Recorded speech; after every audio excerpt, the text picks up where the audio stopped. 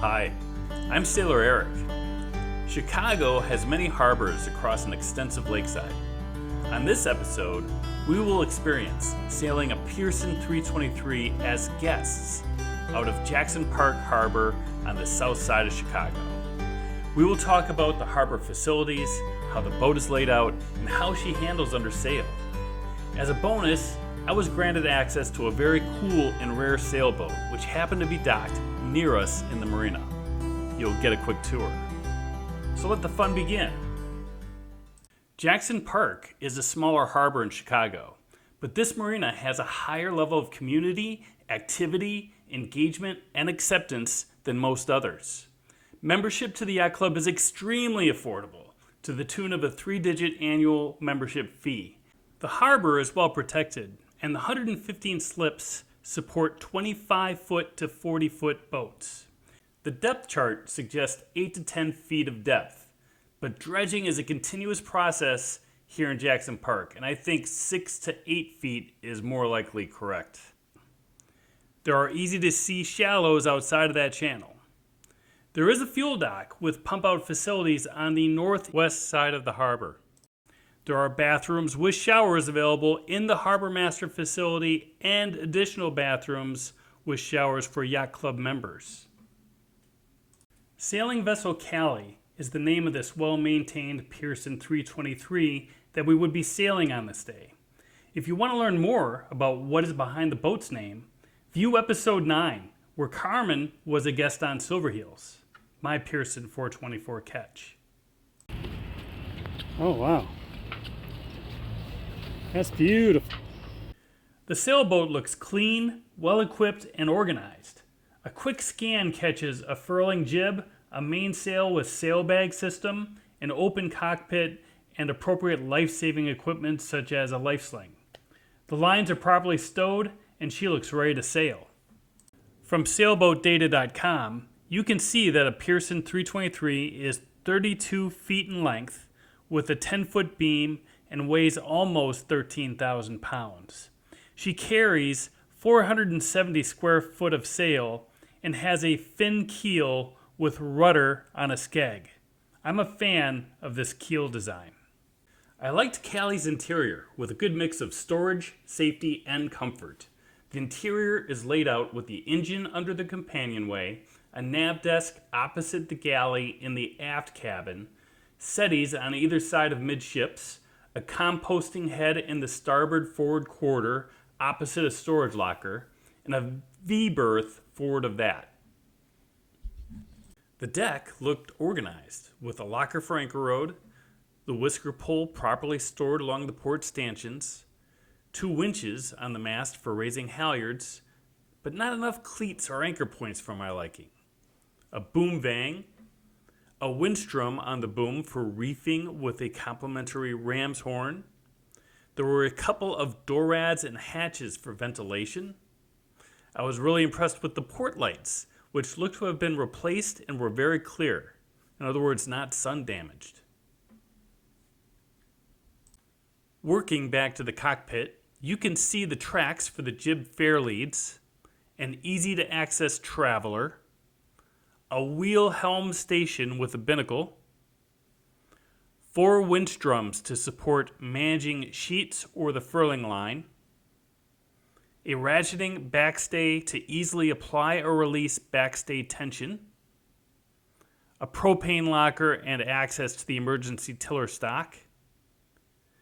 We sailed with the complement of 4 and were comfortable in the cockpit. Carmen is very focused on safety and maintains a clean vessel with things put in their proper places. She had a script for calling the Coast Guard in case of an emergency, prepared for the crew members, and went over a good safety brief prior to departure. This is what it looks like pulling out of the harbor. You can see the fuel facilities to our port and numerous channel markers to our starboard as we head out. For viewers who have not visited Jackson Park Harbor before, I'm speeding this up so you can see the traverse out of the harbor and get a feel for what it looks like from the departure standpoint. I'll do this again when we re-enter the harbor.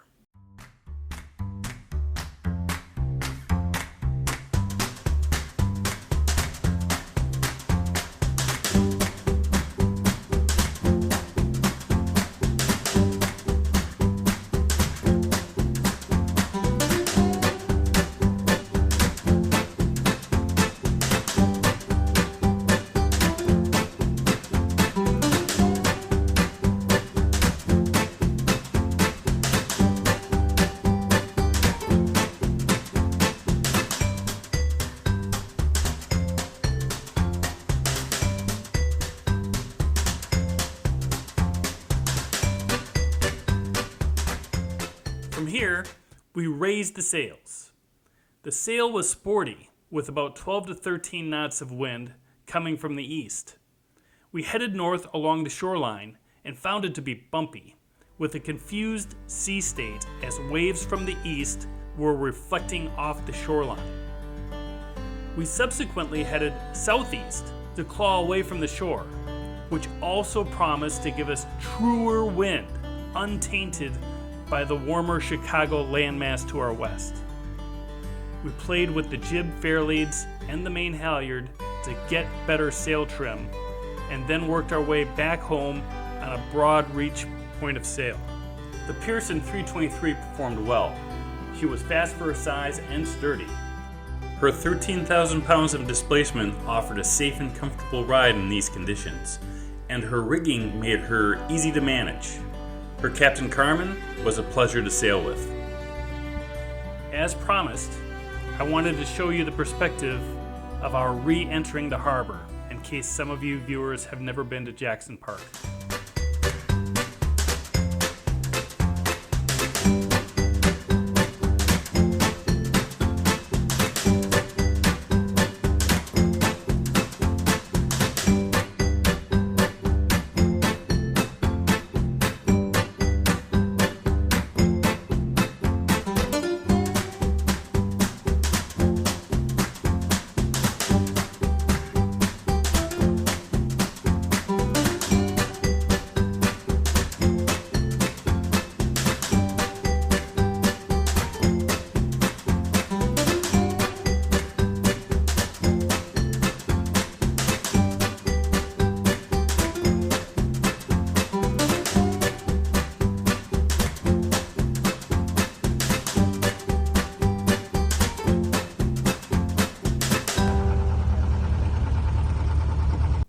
I promised a bonus tour of Carmen's unique neighbor. Moxie is a rare Scott Sprague designed sailboat based upon a boat the designer built for himself named Tumblehome. Tumblehome is a 44-foot fractional rig double ender with a pilot house. Moxie has the same hull, a pilot house, but is outfitted a bit differently than Tumblehome with more fiberglass and aluminum. The engine is easily accessible from the cockpit deck. This makes engine maintenance easier to conduct, though the owner did disclose that impeller access was difficult through this particular compartment. The pilot house made me drool. This extra protection against the elements is something I'm extremely envious of. The owner said that the sailboat performs well despite the presence of the pilot house. That stern locker holds the propane tank, extra lines, and flotation cushions, as well as a few other odds and ends.